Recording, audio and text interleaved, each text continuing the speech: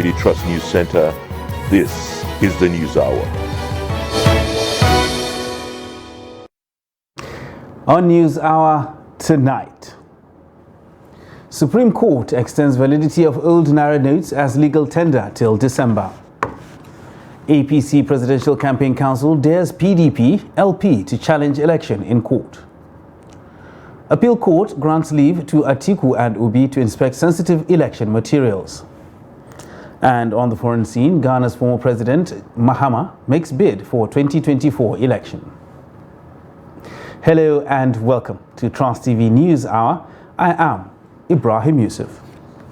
We begin with the Naira redesign policy, where the Supreme Court on Friday ordered the circulation of the old Naira notes alongside the new ones until December 31st this year. In its unanimous judgment, the Apex Court held that the notice for the implementation of the new currency swap is grossly inadequate, pushing Nigerians into unintended hardship. Trust TV's Shafiu Suleiman reports. Contending issue of jurisdiction, disregard to its interim order, and merit of the suit. Reading the judgment on behalf of the 7-member panel of justices, Justice Emmanuel Agin dismissed preliminary objections by the defendants, affirming that the court has exclusive and original jurisdiction to entertain the matter as it affects states in the federation. It also found the president guilty for disregarding its earlier interim order, just as it decided the suit in favor of the plaintiffs. The Supreme Court has spoken. We cannot sit in judgment over the Supreme Court. I expect the CBN to comply. I expect the President to comply. We are a nation under law. The Supreme Court has spoken, and we are bound. That the decision, the Naira design, is as implemented by the federal government, is patently illegal, is unconstitutional, and it is not in line with the spirit of the Constitution. And to that extent, the Supreme Court has spoken that both the old notes and the new notes will be in circulation till 31st of December 2023. The Apex Court also held that the unilateral decision of the President to implement the policy without consulting critical stakeholders such as National Economic Council, the Council of State amongst others, is inconsistent with the provisions of the law. Governors of Kaduna, Kogi, and Zamfara speak on the judgment. Today is a day of happiness for all Nigerians. The Supreme Court of Nigeria has given us all the reliefs that we sought for. We appreciate God and we appreciate the Supreme Court justices. They have proven that this is the place and the hope of all men, not just common man. It's not about me or about El-Rufai or about Bello. It is about the Nigerians. With the judgment of the Supreme Court, millions of Nigerians can now heave a sigh of relief as the old Naira notes that are being phased out by the Central Bank of Nigeria can now be reintroduced for transaction to ease the burden and the hardship being experienced across the country.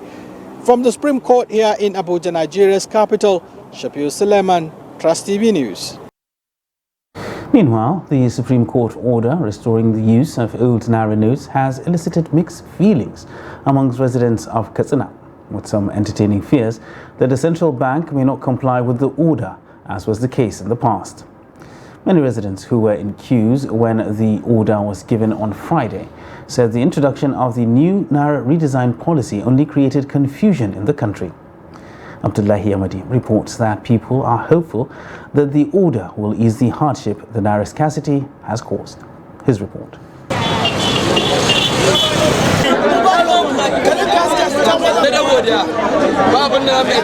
Though the Supreme Court's order allowed continuous circulation of old notes as legal tender till end of December this year, Katsina residents are afraid that the central bank may not release enough old notes into the economy. Yeah, I think it's a good idea that the court should allow us to be using the old notes till the end of the year, because we are suffering. Look at, we have money, but it's like useless We suffer to get the money, but it's of no use to us.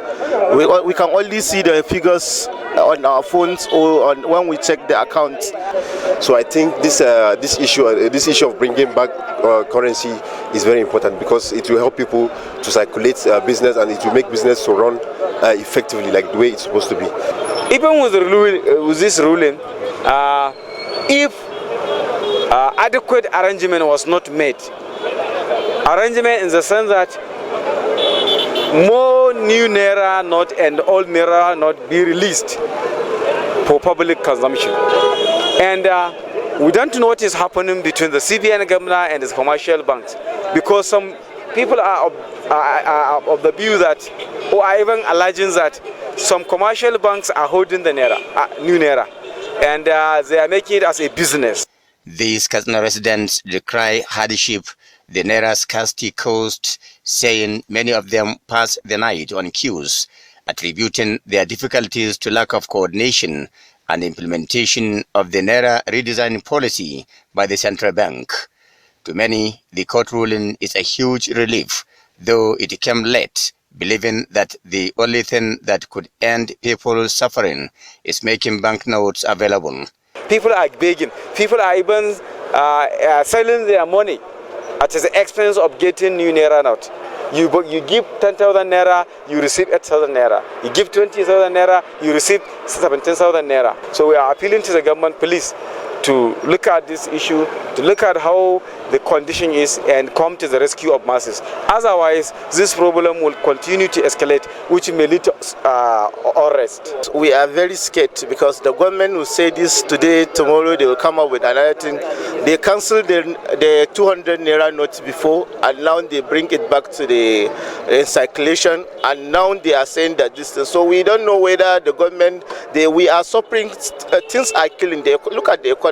Businesses are not moving on, and people are, some businesses are even collapsing. Many small and medium businesses have been suffering since the Naira redesign policy.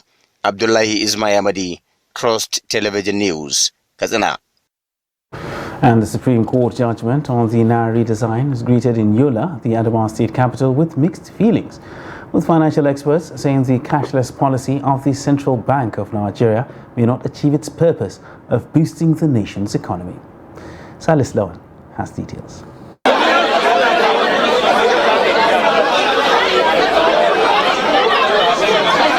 The situation has been the new normal to Nigerians. Since the beginning of the cashless policy and withdrawal limit order of the Central Bank of Nigeria.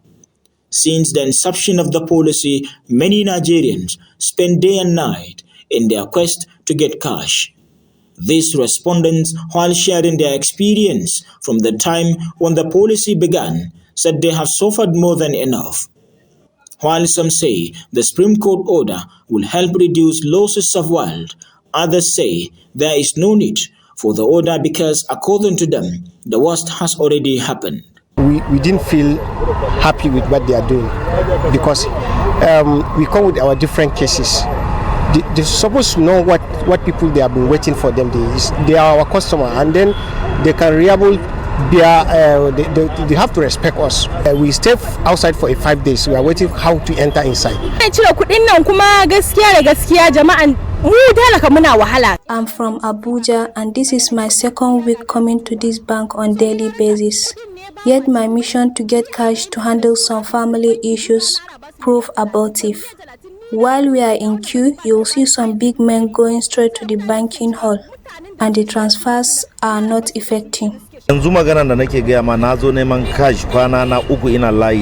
from day one, I knew that the policy will be reversed because it have brought nothing but hardship to Nigerians. Look at me, I'm here since 4 a.m. on queue, trying to get some cash, but after this moment, the Supreme Court extending the lifespan of the old Naira note till the end of December may be a huge relief for many. While expressing concern over the Supreme Court order, a financial expert in Yola said despite the challenges and push by the Central Bank of Nigeria, the policy is geared toward modernizing the country's financial system. They refuse to accept this policy. Yes. I think there should be that willingness by Nigerians to accept this policy. One of the reasons why you see this thing is still lingering this far is because people still believe that maybe after elections things will still go back to normal. We must sit with the agreement that this thing has come to stay, is boosting our economy, and that we should agree that at all costs this thing will not go back to normal again. He said as Nigeria continues to embrace the shift toward digital payments, all stakeholders must work together to ensure a seamless transition and maximize the benefit that a cashless society can offer. Silas Lawan, Trust TV News, Yola. And still on the Naira redesign policy, Lagos residents heave a sigh of relief as the Supreme Court of Nigeria ordered continuous circulation of the old Naira notes as legal tender to coexist with the new ones until December 31st. Cross-section of citizens in Lagos aired their views on the judgment by the Supreme Court. Let's take a look. Nigerians have endured weeks of long queues at banking halls and automatic teller machines owing to the Nigerian resign policy by the Central Bank of Nigeria that phased out the use of all 1,000 Naira, 500 Naira and 200 Naira bank notes. However, a landmark judgment, the Apex Court in the land on Friday, ruled the 3 bank notes remaining legal tender and should coexist with the new one till December 31st.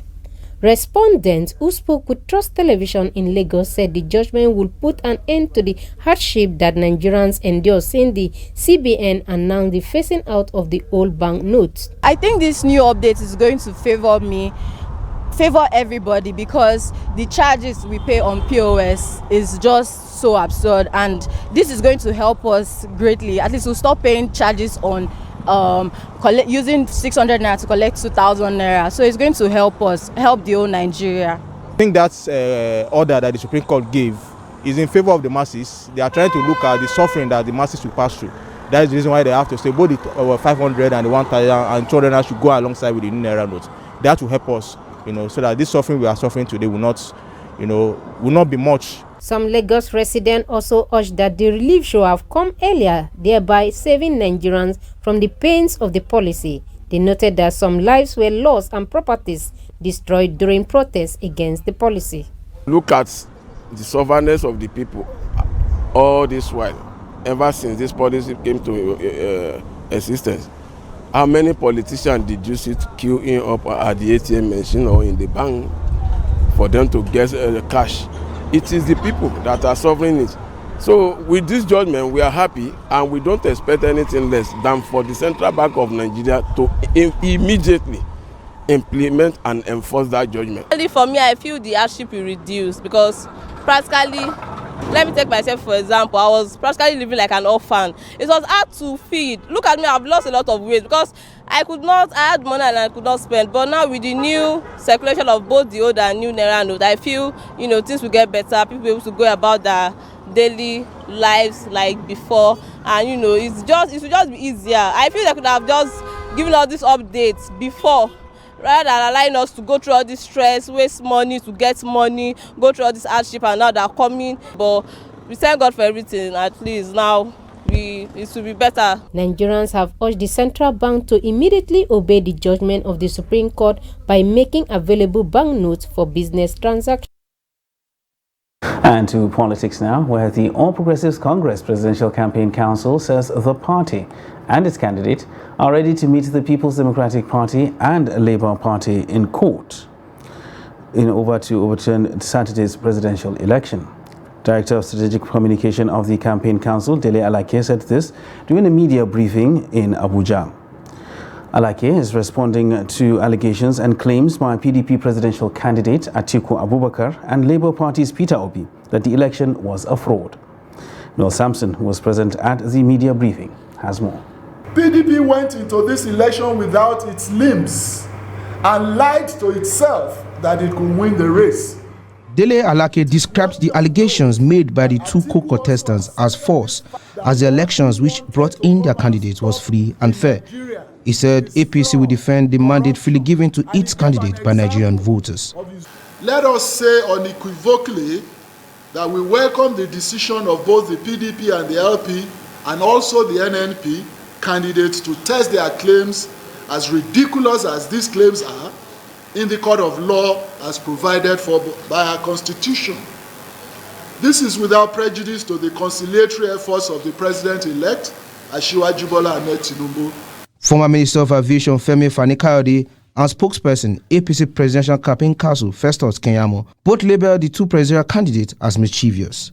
They lined up the people, accredited them, and told them to go home, and then began to thumb print for them to meet that number accredited, all LP, and put them in the ballot box. That is just to tell you the kind of rigging machine that Peter Obi carried out. We are also going to be filing a cross petition to cancel the votes of Labour Party in virtually almost all the states in the Southeast. This mandate was given by 8 million Nigerian citizens, born free, freely gave their, almost 9, freely gave their mandate. Are we to be pushed around? Are we to be told that we're insignificant? Are we not Nigerians as well? We will go to court. We will defeat them in court. We will defend our mandate, and they must not incite. We know where this is all heading. We will not allow it to happen. There will be no June 12th. This election will stand. Asiwaju Bola Ahmed Tinubu will be the president of Nigeria for the next 4 to 8 years by God's grace. The APC Presidential Campaign Council then assured its supporters of winning the case in court.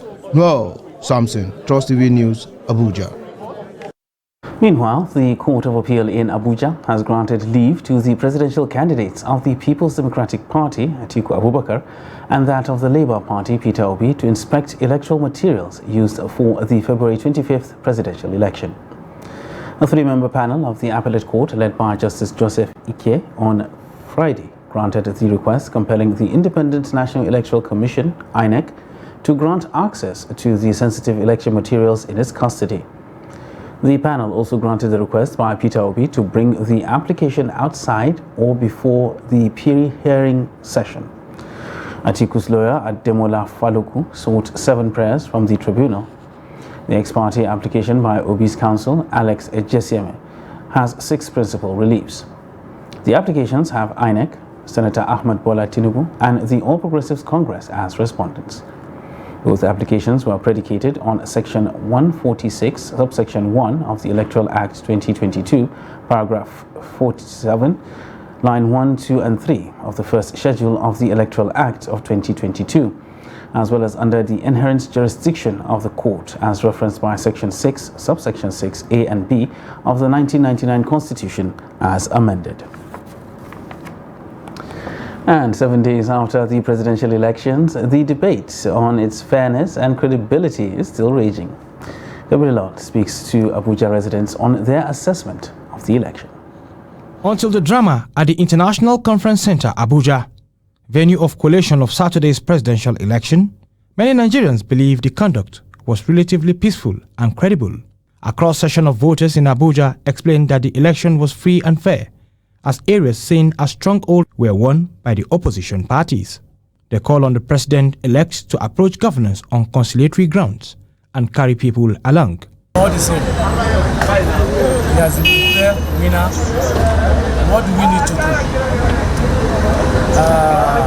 All we need to do is to pray for him, for the success of Nigeria. If it is good for him, good for the country, it's good for all of us. And that's something I've noticed right from time.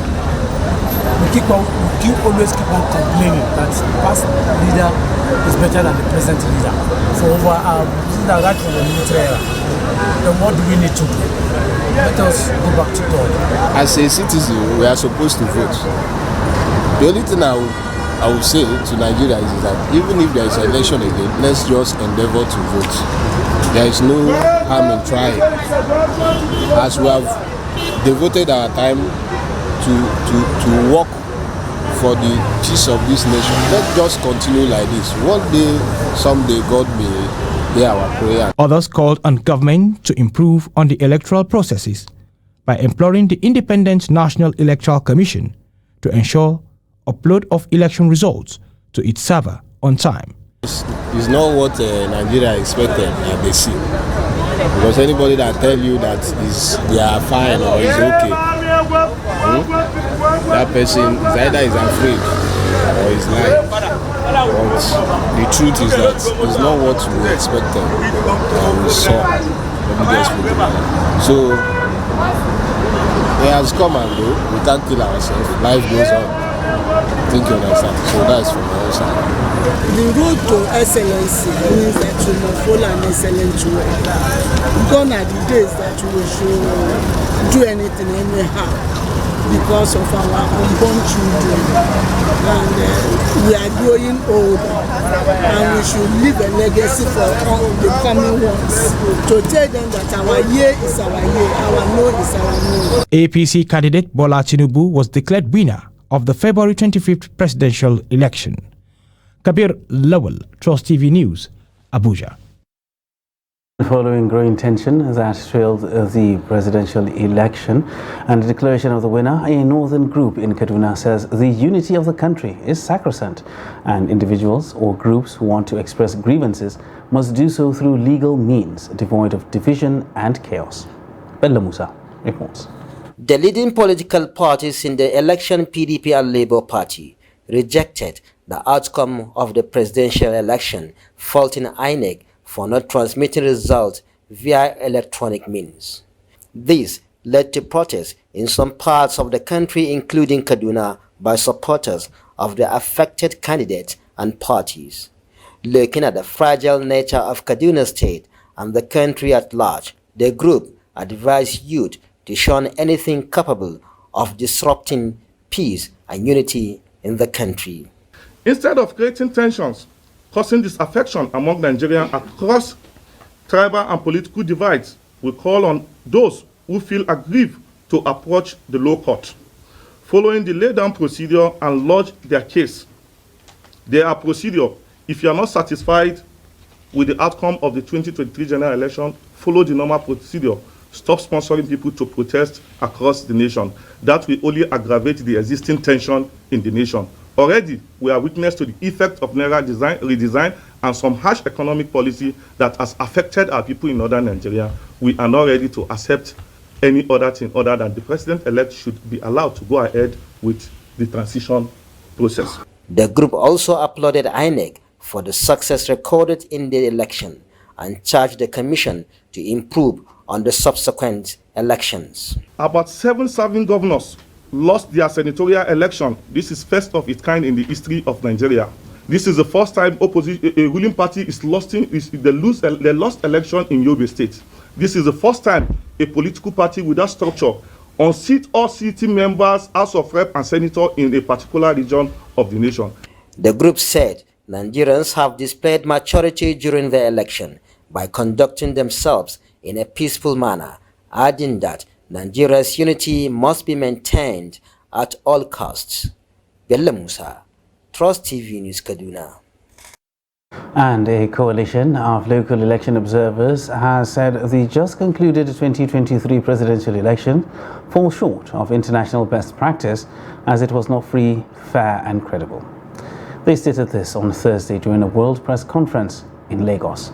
The report. According to these observers, the 2023 presidential and National Assembly elections fell short of international best practice.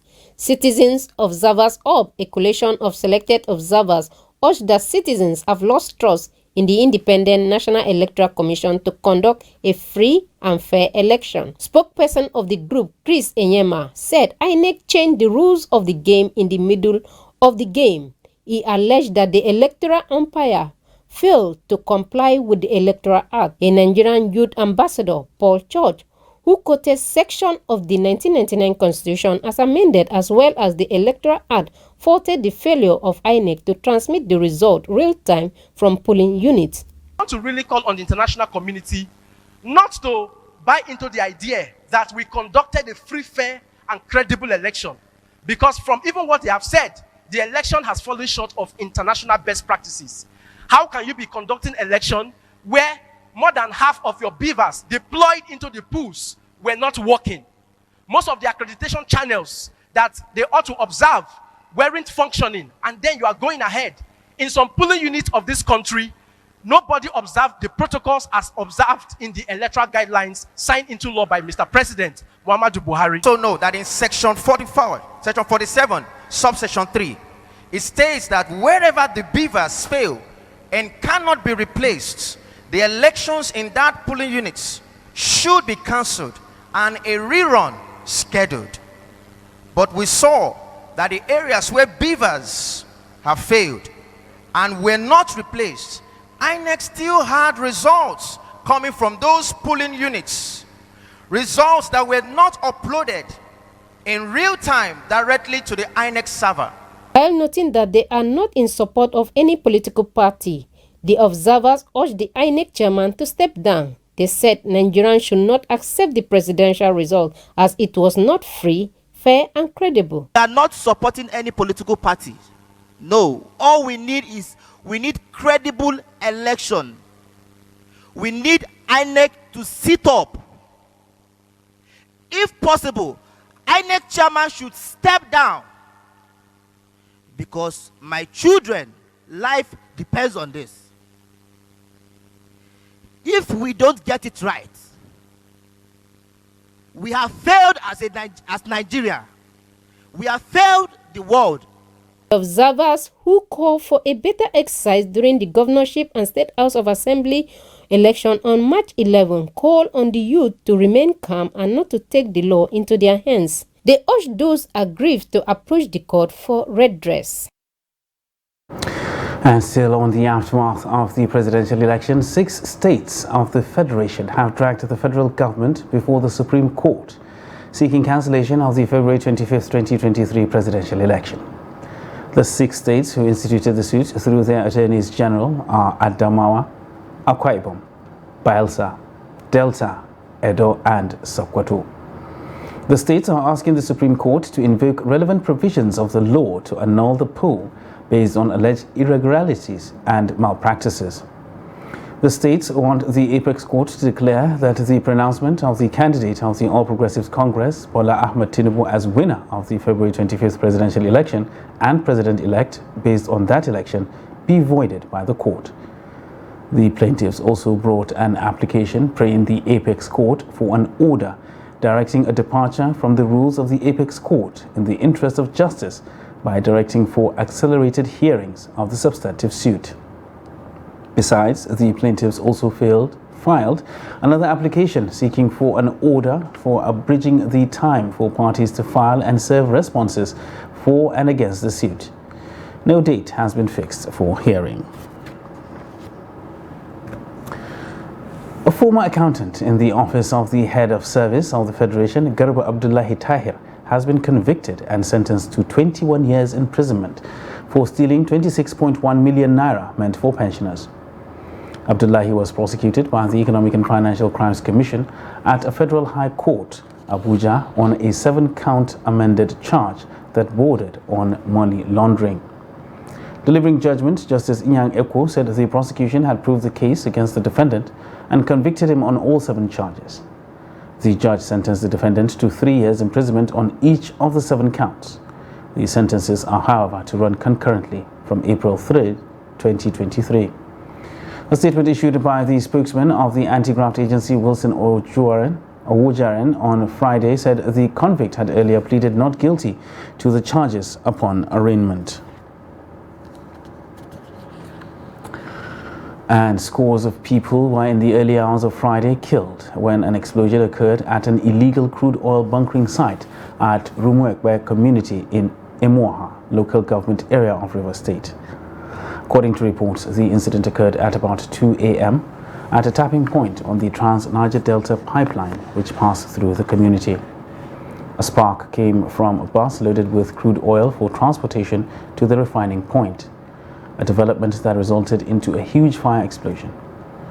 Executive Director of Youth and Environmental Advocacy Center, Fineface Dumnamine, in a statement issued in Port Harcourt, said that the victims, including women, were burnt beyond recognition. The spokesman of the Rivers State Police Command, Grace Iringe Koku, confirmed the incident. Daily Trust correspondent in Port Harcourt, Victor Dozier, gives us an update. Well, as early as 2 a.m. today, there was an explosion at oil location at a community called Rumekpe in Emoha local government area of River State.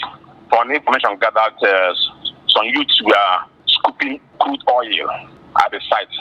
And in the process of scooping the oil, the site ignited fire. And according to police confirmation, a few minutes ago, about 12 persons were burned to death, including women. There are 5 vehicles were burnt, 4 Kenapep were equally burnt, and 2 motorcycles. So that's exactly what happened there. As we speak now, the site has been taken over by the police. Around that area, they have so many. It's a trans-oil pipeline. So that place has been a hotbed for all kinds of oil bunkering. The youth of that community, they normally go there to cut pipe. When they cut pipe, they use push to siphon oil from the pipe to a waiting tank. So the place is a hotbed for oil bunkering activity. So they have been doing it. It has been a regular occurrence. Only that this very particular incident, it was very unfortunate that in the process of doing that, the site was ignited by a fire and many people were dead. But not to my knowledge. No oil company has come to take responsibility to the incident. But I learned that the petroleum downstream regulatory agency has moved in. I think they set up an investigative panel to unravel the circumstances surrounding the incident. Stay with us on Trust TV News Hour. Still to come, we'll take a look at the probe of abduction of a high-profile politician.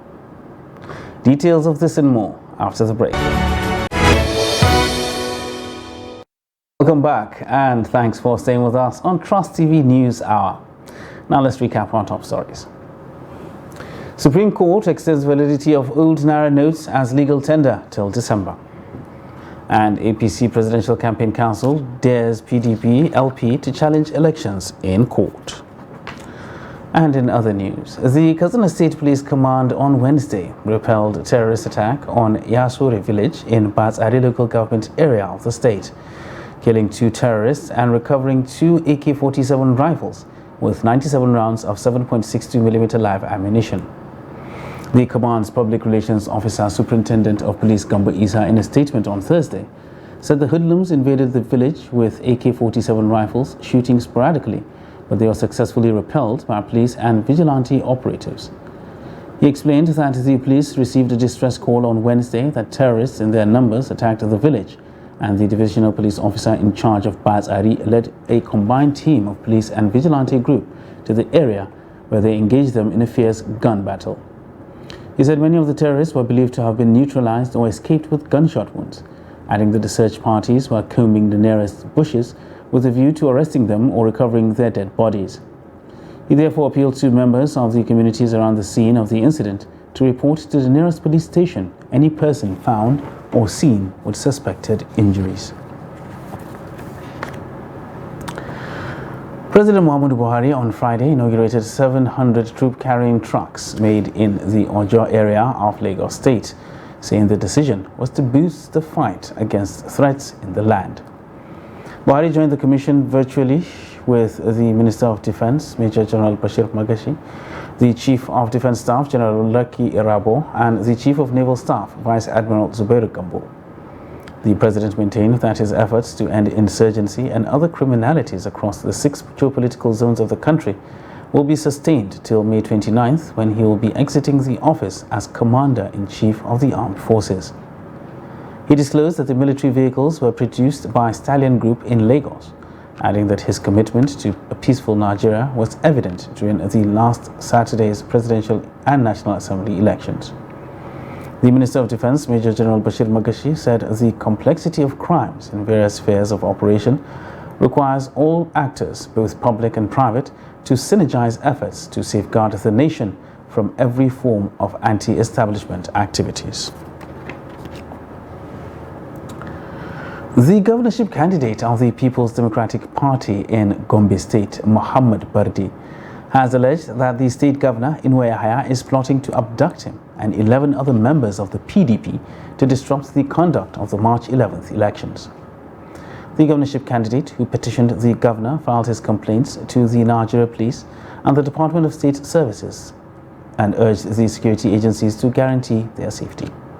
Ibrahim Ismail reports.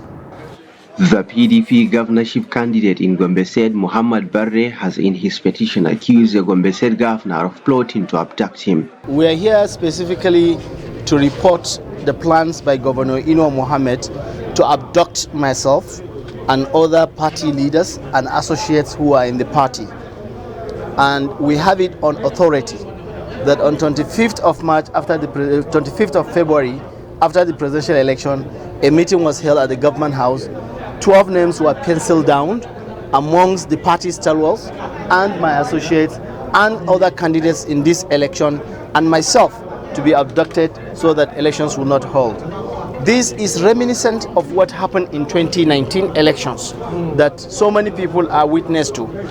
As law-abiding citizens, we deem it fit to come and write a petition, submit the petition to the Commissioner of Police. I came back from Abuja yesterday. I have submitted similar petition to the Inspector General of Police, to the Director General of the SSS, to also the National Security Advisor and the National Intelligence Agency Director General. There have been a plan to create problem so that we cannot achieve the level of success we have attained in the past.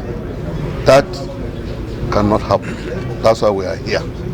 We are here because we know that the police commissioner is working and he will listen to us and he has given us assurance, and come 11th of this month, everything will be in order.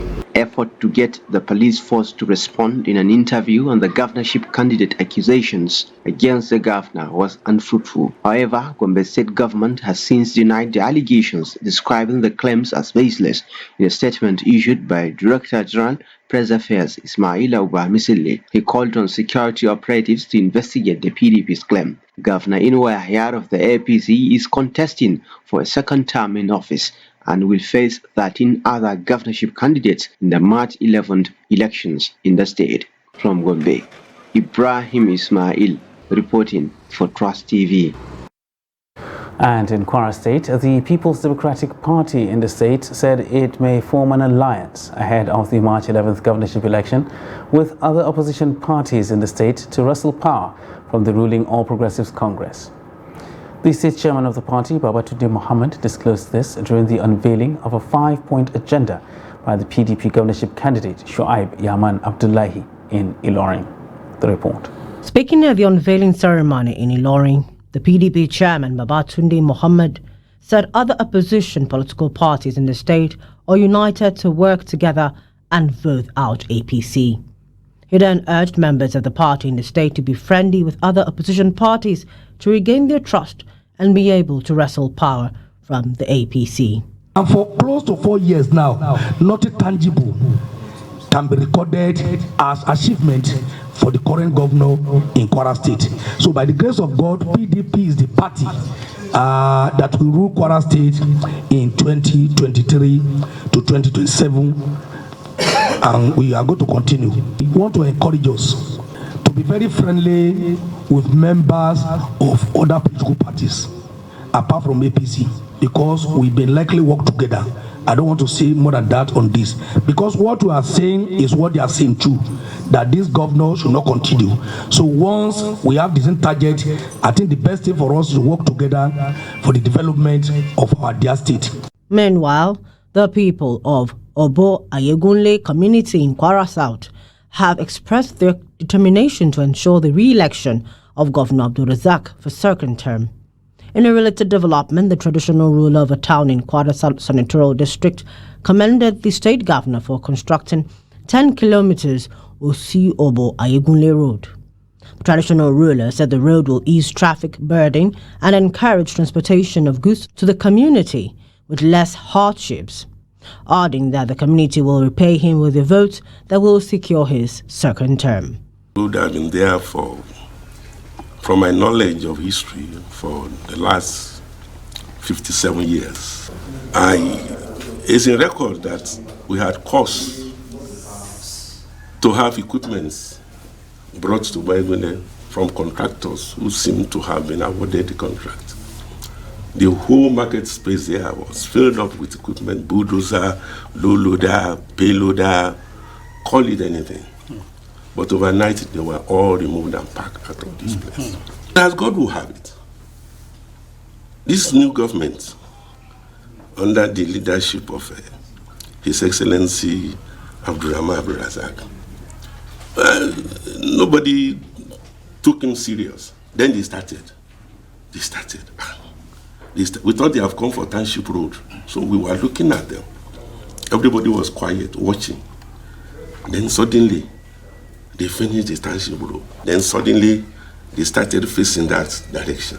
The ruler then called on his wards to come out and vote the person that has their best interests at heart.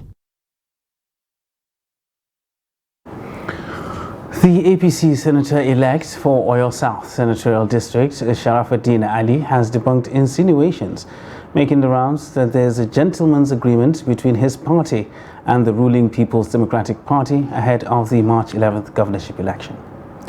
The former secretary to the Oyo State Governor, who described the claims as unfounded, boasted that the APC in Oyo State was determined to wrestle power from the PDP in the state.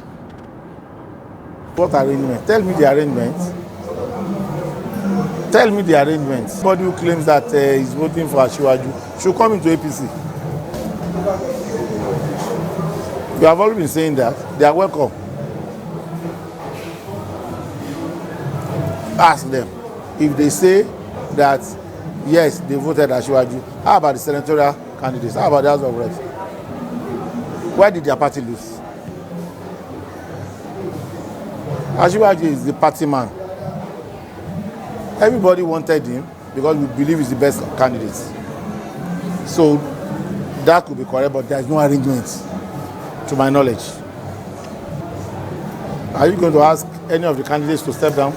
Not a candidate whose party has got the 3 senatorial seats and no less than between 8 and 9 House of Rep seats out of 14. Are you going to ask such a person? Why didn't the other party win? By the grace of Almighty God, that's what I used to say. By the grace of Almighty God. The people in Oyo State are tired of PDP. They want to tell them to Teslim Kolawole Folani. Now to Plateau State, where the state's police command has debunked news making the rounds on social media that a 19-year-old supporter of the presidential candidate of the Labour Party, Peter Obi, has committed suicide after his candidate lost in the election. The spokesperson for the State Command, DSP Alabo Alfred, told newsmen in Jos that the story is fake and unfounded, explaining that the news is capable of inciting political uproar in the state. Alfred said to ascertain the veracity of the post, the command contacted all its divisional headquarters in the state, but no case of such nature was reported to any police area command or division, headquarters, outpost or formation in the state. He then advised residents of the state to ignore the post as efforts are already on to track down the author of the inciting post. You're still watching Trans TV News Hour. The news continues after this break. Stay with us.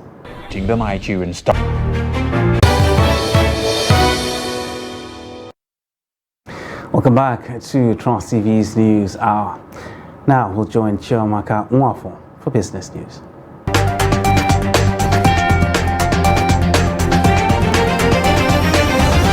The average domestic airfare paid by passengers has increased by 94.78% in the past 12 months, the National Bureau of Statistics data have shown. In a new report titled Transport Fare Watch January 2023, the NBS said airfares recorded a 0.16% increase when gauged on a month-on-month basis. The local airfares rose from an average of 74,586 naira 49 kobo in December of 2022 to 74,702 naira 70 kobo in January of 2023. The International Monetary Fund has said that the fiscal stimulus injected into the economy played the contributory role in fueling the inflationary pressure currently being felt in Nigeria and some other nations. In a new report titled how we missed the recent inflation surge, the Washington-based lender said one peculiar feature of the policy response to the pandemic in 2020 was the aggressive fiscal stimulus, which according to some observers resembled wartime spending. The IMF further noted that its analysis shows that the rise of the COVID-19 fiscal stimulus packages announced by different governments in 2020 correlates positively with core inflation forecast errors. And finally, in stock, the equity market on Friday closed lower as the all-share index was down by 0.25% to settle at 55,529.21 points. Market capitalization declined by 0.25% to close at 30.250 trillion naira, shedding 77 billion naira. The market break closed positive as 17 equities appreciated in their share prices against 16 that declined in their share prices. An aggregate of 750.8 million units of shares were traded in 3,962 deals valued at 2.66 billion naira. And that's it on Business News. I am Chiamaka Wafo.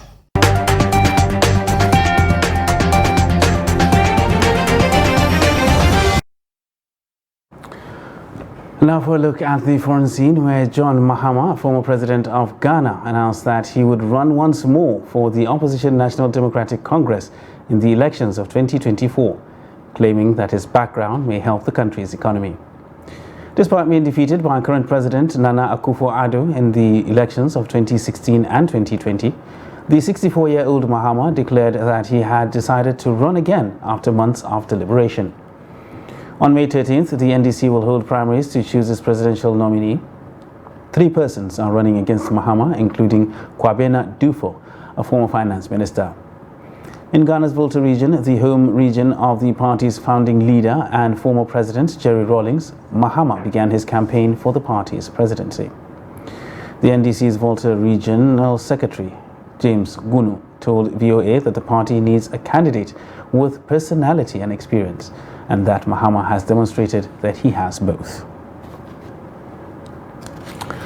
And in Tunisia, reports indicate that an opposition gathering that was scheduled to take place on Sunday has been outlawed by the president, Kais Saied. There are allegations of crimes against the state against members of the opposition coalition that initiated it. Several prominent individuals, including opponents and detractors of President Kais Saied, have been detained in a wave of arrest by the authorities over the course of the past month. 2 prominent Ennahda officials, Sadok Churu and Habib Elouz, were detained by authorities on Thursday. The party said the arrests were meant to terrorize the opposition and called on Tunisians to join the upcoming rallies. The nation has been experiencing a worsening political and economic crisis, which has sparked protests from Tunisians fed up with the economy and Said's near-total control. In order to rewrite Tunisia's constitution, Said shut down the parliament in 2021 and transitioned to a dictatorship by decree. And for a quick look at sports, Brazil forward Roberto Firmino is to leave Liverpool when his contract expires at the end of the season. The 31-year-old has been with the Reds since joining them in a £29 million deal from Hoffenheim in June 2015. Firmino has helped Liverpool win the Champions League, the Premier League, the FA Cup, EFL Cup and Club World Cup during his time at Anfield. He has made 353 appearances for Liverpool, scoring 107 goals and providing 70 assists. Liverpool manager Jurgen Klopp said he wanted Firmino to stay with the club. And while the player has been in discussions over a new contract, he has chosen to move on. The Brazilian's playing time has been limited recently due to muscle injuries and the arrivals of Diogo Jota, Luis Diaz, Darwin Núñez and Cody Gakpo. Senegal midfielder Iliman Ndiaye has been described as an unbelievable footballer by Sheffield United teammate Tommy Doyle. Ndiaye's late goal in the 5th round of the FA Cup shocked Premier League side Tottenham Hotspur 1-0, taking the second-tier Blades into the quarter-finals. Fellow midfielder Doyle, who is on loan from Manchester City, has been impressed by Ndiaye's ability to play under pressure. Sheffield United have won the FA Cup 4 times, but their last triumph came nearly 100 years ago in 1925. 22-year-old Ndiaye has scored 11 goals in 37 games for United this season and played 3 times for Senegal at the World Cup in Qatar. The Championship side hosts Blackburn Rovers in their FA Cup quarter-final later this month. And now for more sports news, let's join Adeni Ajishafe.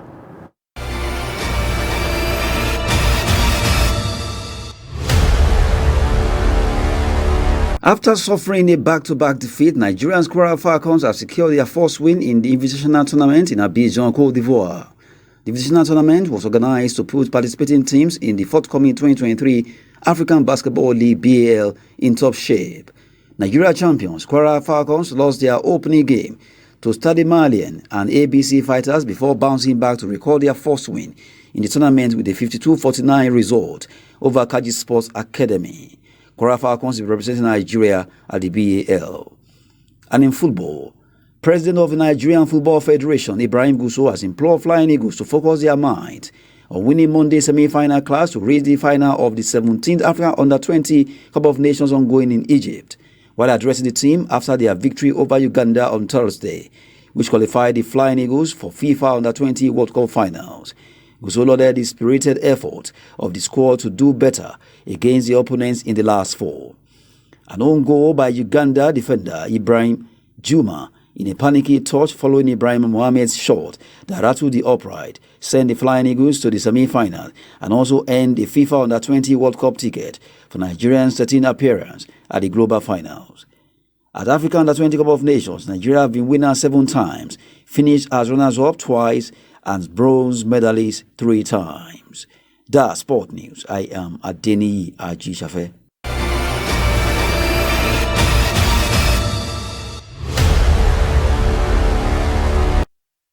And with Adeni's Sports Roundup, we wrap up Trust TV News Hour for tonight. Don't forget, for more news, you can subscribe to watch us live on YouTube and, of course, follow us across all our social media platforms. I am Ibrahim Yusuf. Thanks for joining us.